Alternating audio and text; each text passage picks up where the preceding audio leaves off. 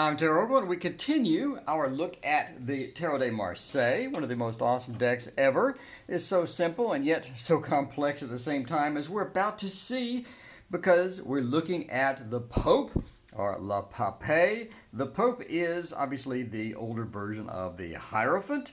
The Hierophant sort of renamed. Obviously, we have a very thick sort of Christian reference within this particular card. Now, on the right hand, he is holding up the two straight fingers from the benediction used by the Catholic priests.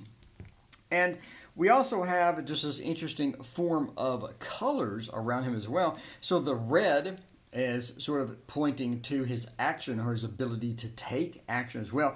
And he is also looking to the right, which is the future.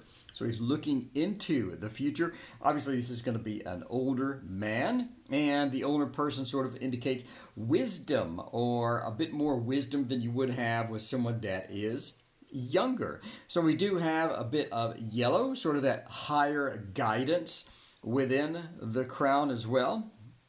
And also you have the two figures on the bottom. So the two figures on the bottom are supposed to represent two monks that have come to, sort of praise and hang out with the Pope, or Le Pape. And as the head of the church, the Pope represents sort of that, not only that knowledge, but the traditions of the church, and could also represent institutions as well. Now, why is this important if it represents institutions? Well, that's going to be sort of, let's say you're in a lawsuit or you're in court and getting a divorce. The institution could be the court. Or let's say you're going to school. The institution could be the school. So sort of represents the institutions as we sort of move across here. Now, the left hand sort of indicating that the left side of the brain, sort of that logical aspect, is sort of covered. So maybe the logical side or the thinking side is a bit hindered in this particular example, and then the creative side, the right hand, is sort of let loose or does not have a glove. Could also mean a bit of protection from the symbols of the church, or protection from various things in the church. Now we are looking at 5, which does point to changes or maybe some conflict, changes. Things are moving along, things are changing as far as this goes as well. So now again, back to the two monks that are down here. You'll notice that one monk has his hat off. So sort of indicating that, openness, open-mindedness in this particular case. But this one does not have a hat. So it could indicate that sometimes some people in this situation are willing to be open-minded, whereas other people, are just always that way. So in other words, this person has changed, has removed their hat to not only show respect, but to have that open-mindedness feeling. And this person is pretty much has always been open-minded. So we do have some people that are always willing to go with it. And we have some individuals as well that are willing to change, again, that 5, right? That are willing to change and become more open-minded in the particular situation. So we do have both of their hands sort of pointing up to the left at the past. So a little bit sort of reflection at the past. But the person on the left has another hand exposed, sort of that as above, so below feel that we have within that. So again, you have a lot of different combinations is here as well. And again, the hat is yellow, indicating that higher guidance, or the ability to get from higher guidance. Could also be looking at asking an expert. So the Pope could represent an expert. Since he is the institution, he could be an expert at something, and these people are here to get advice or things like that. But again, a lot of times you're looking at institution or things that are formal and all of that stuff. So again, renamed to the Hierophant. One of the books points to the fact that one of his hands being ungloved would be that he's willing to sort of separate himself from the institution, or be a bit separate from the institution as well. So a bunch of different symbols, symbology, and whatnot within here as well. So, and again, the green on the underside could indicate an inner form of growth, or a form of sort of that inner growth as we sort of move out towards that as well. So a ton of symbolism on here. Again, why this is so, so dynamic and so complex and yet so simple at the same time. So let's sort of look at how we would use the Pope in a reading. So here we're sort of looking at an institution, right? The institution of the Pope. So we have the Two of Cups, that love, that connection, that combining of two individual forces, and may not have worked out too well because we could have that five, that conflict and that change. And we could be looking at a divorce. We could be looking at going into an institution, and the institution could be a court, and getting court for divorce, getting some things from divorce and whatnot, and going through that process. And then at the end of that, we have the Ace of Pentacles. And the Ace of Pentacles obviously being the creation aspect, or the maybe getting some money from the divorce, or winning the divorce, or having some good news, right, from the divorce. You could have a different card on here as well. We could have, let's say, the Five of Pentacles. If I could find it, there we go. Could have the Five of Pentacles, which is not exactly the best windfall, not exactly the best indication of getting a windfall of money, right? It's not going to be the best card that, let's say, we got money. This would be maybe we lost some money. Maybe we did not do well within the case as well, and stuff like that. You could have maybe the Lovers before this. So the Lovers broke up, things didn't go well. We could have a negative card in between. Let's say the Five of Wands, right? So we had the Lovers, we had this love, and everything was going great. And then we sort of move into this conflict, right? The Five of Wands, that conflict. Things are going sort of hectic and not moving very well, and we have a bunch of different conflict, and we end up in court, or we end up in a situation where we need an arbitrator or maybe a counselor or something like that. But we've moved into a space that we really, don't want to be in. This is not a place you want to be in, a formal institution as well. So let's say in a divorce matter, for example, we have, one person who is more open-minded than maybe the other person. Maybe the other person's willing to change as well. We could have these two people going before the institution. You just never know.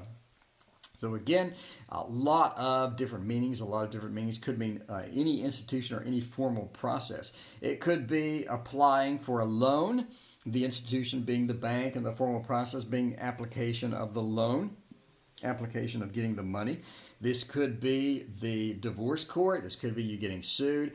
Also could be school, or it could be work, right? We have a formal institution at work. Maybe this is work. Maybe this is something that has to do with work, the institution. So if we're looking for a job and we're sort of seeking out a job, maybe we end up getting that job. So we have that seeking, we have that ace, a new opportunity for money. And then we're moving into an institution. So maybe we got the money, or maybe we got the job. A lot of good stuff within this card. It just doesn't represent just the Catholic or just religion or anything else. We haven't even gone into the astrology yet. So that would basically mean more of a stability or a stable kind of thing, which you would expect with an institution as well. So tons and tons and tons of things we could do with this one card. Basically, it's just fantastic. Again, I love the TDM. Anyway, now that I'm drooling all over the place, let's go to the next major.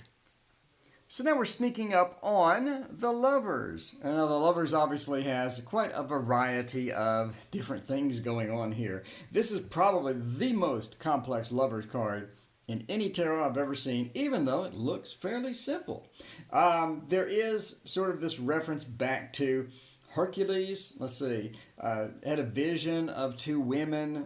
One woman was more of a seductive and haughty, and the other woman was a bit more older and experienced.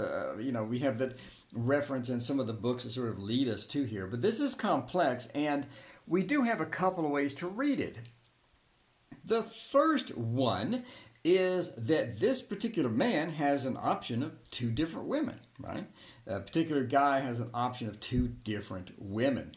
Another thing that you could have, one being older, one being younger, again, referencing back to the story of Hercules.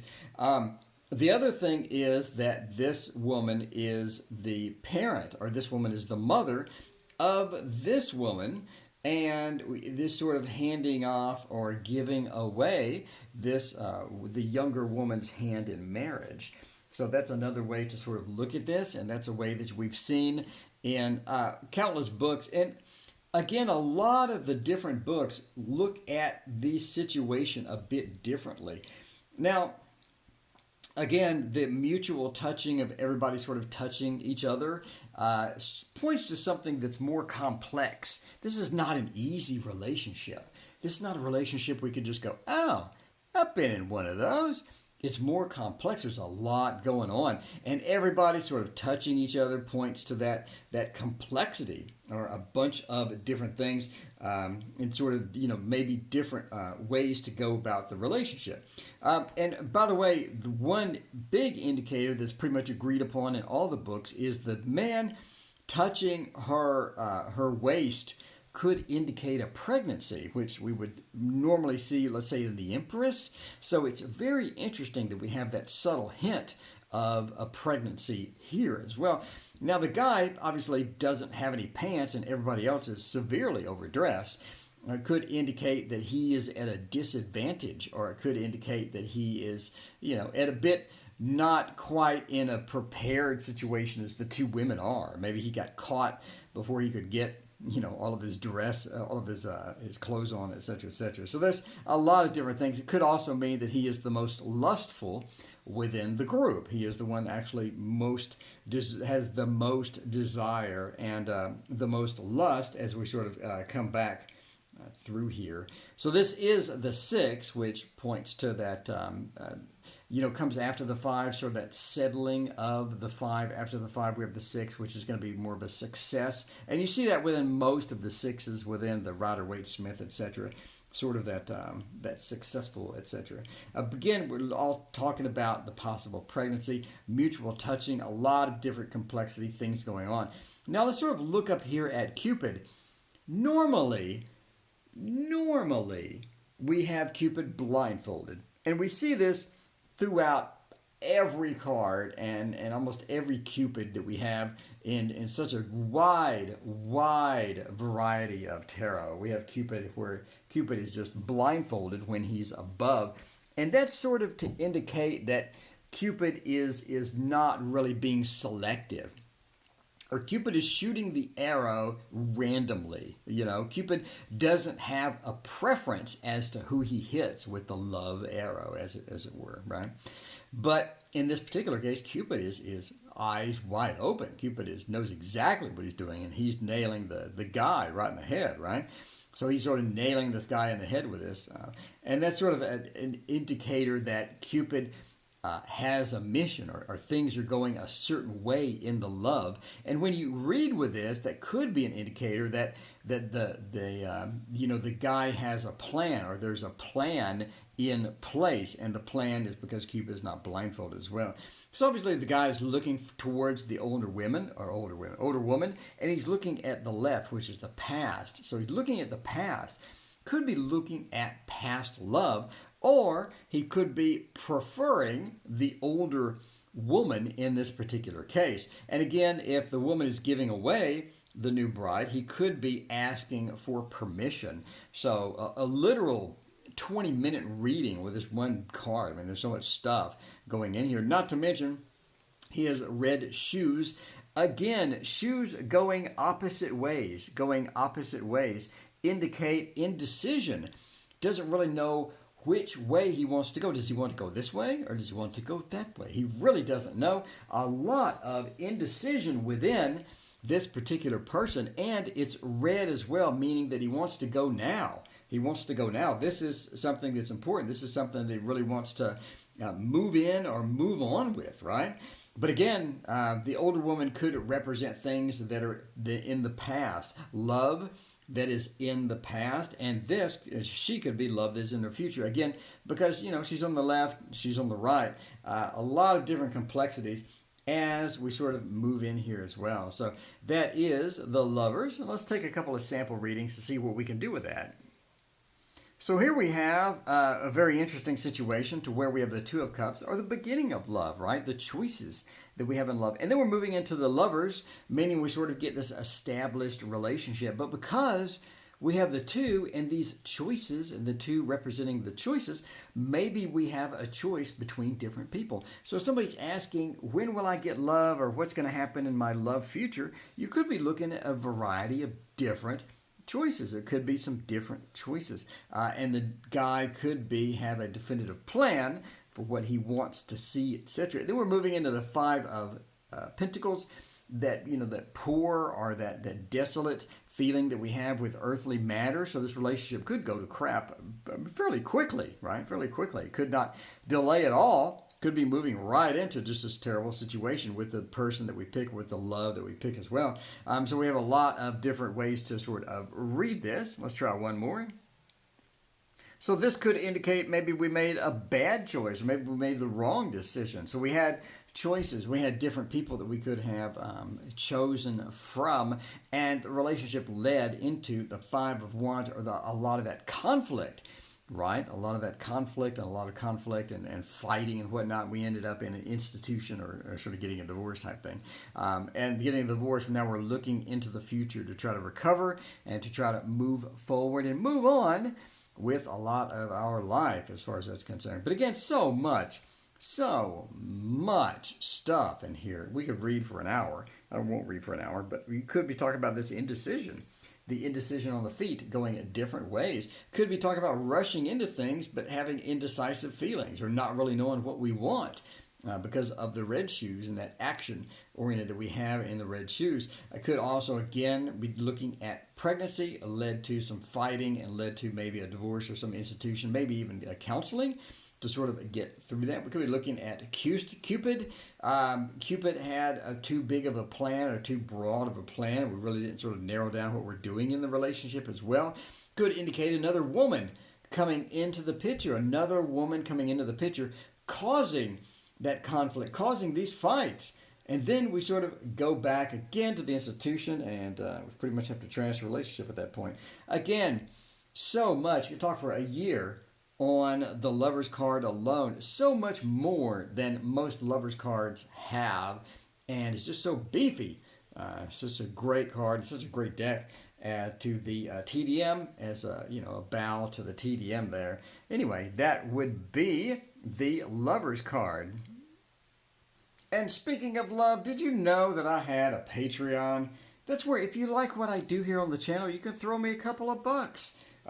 Basically, it helps me pay for the software I'm using for editing. It helps me pay for the et cetera, et cetera. So my current Patreon supporters, thank you so much for being my supporter, is Adam G, Ellie Cat, Annie Lamaster, Brianna Santiago, Carmen Gabriano, Carolyn Bouchard, Crystal McGinn, Fatima Galatia 9, Gary Fink, Irina, Jessica Mante, Kim Wilson, KSW, La Ami, Linda Lee, Maureen, Morley, Mircoles Gomez, Richard Zeh, Shintaro Kuga, and Sanai Zamora. Thank you so much for being my supporters. If you would like to join the crowd of Patreon supporters, please link down below in the description. Thank you so much for watching, and I hope you grab a TDM and start reading with it today. We will see you in the next lesson.